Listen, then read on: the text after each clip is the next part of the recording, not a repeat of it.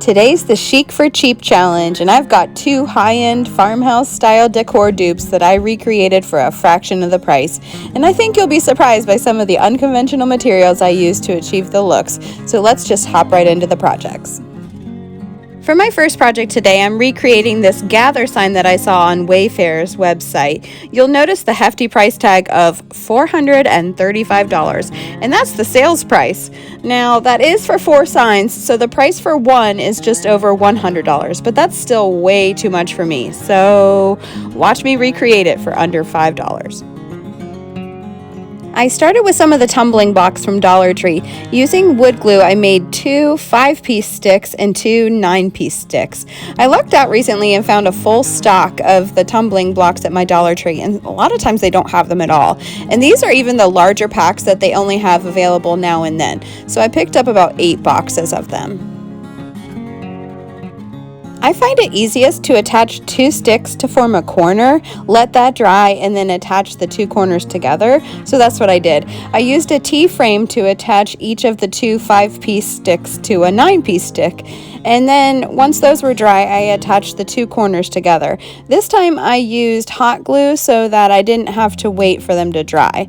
I also reinforced the sticks on the back by using small craft sticks, also from Dollar Tree.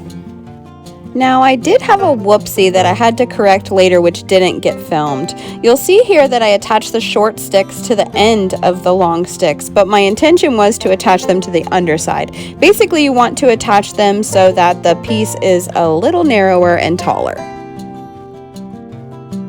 For the woven part in the center, I'm going to use plastic cutting mats that come in a pack of 2 at Dollar Tree. I noticed that the original piece, the woven slats, are the same width as the frame, so I measured the tumbling blocks and set out to cut strips.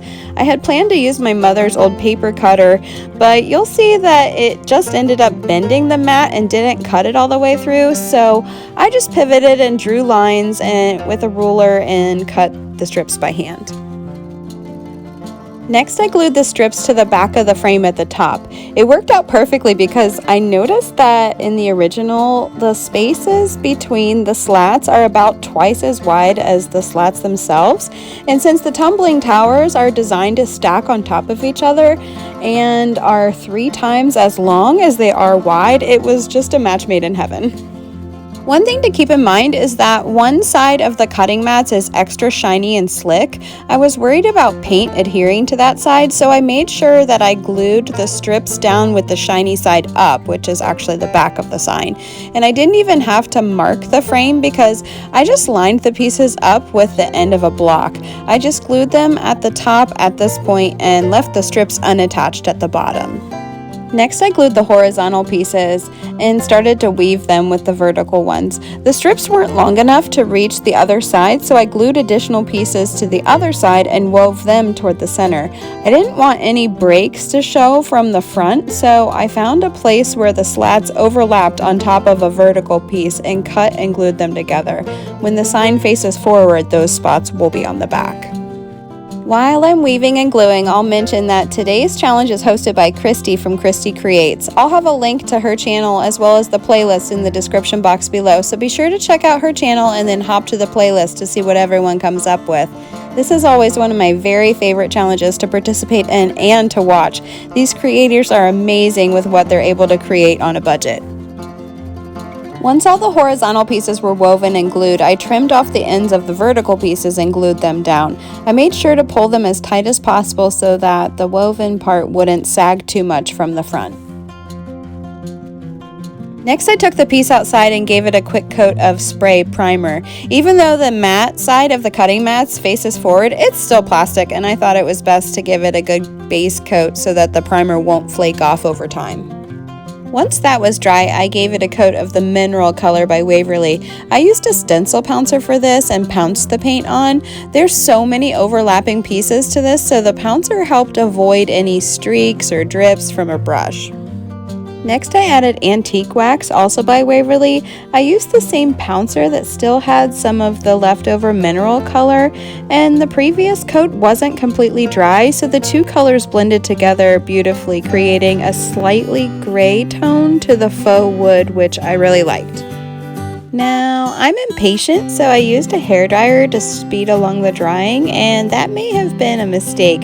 I think the air made some of the slats settle a little differently, so there were a few spots where the unpainted part of the mats showed a bit. I tried to fix it, but the paint was not blending the same way, so if I had a do-over, I might paint the mats and frames separately before weaving them together. I dry brushed some of the plaster color by Waverly all over the piece to disguise some of the areas that I didn't like, and I think that worked enough to make me happy. Next, I added the word, and I'll be honest that it took some trial and error for this part to achieve the look I wanted. I had originally thought that I would cut the word out of foam board, but even when using an X-Acto knife, the board was crinkling and the edges didn't look nice, and it was just too brittle to sustain the narrow strokes of the script I had picked. Then I thought I would cut it out of another one of the mats.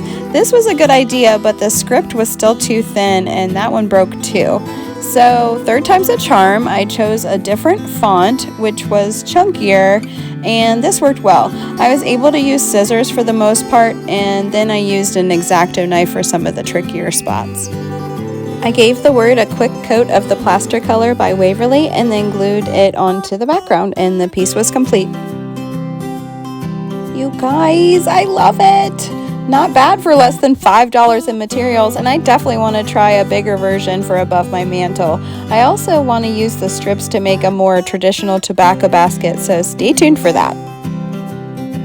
For my next project, I'm duplicating this gray urn that I found on the Bed Bath & Beyond website for $59. The urn on their site is 16 inches tall, so this urn is a little bit smaller that I found at the thrift store, but I got it for less than $2 on half off day, so it was still a great deal. Now this look is very similar to my faux stoneware technique I've used in many other projects. The only difference is the colors I'm using. I started with a quick coat of the elephant color by Waverly. I love Waverly chalk paint because it adheres to almost anything and goes on really thick, so just like in this case, it often only requires one coat.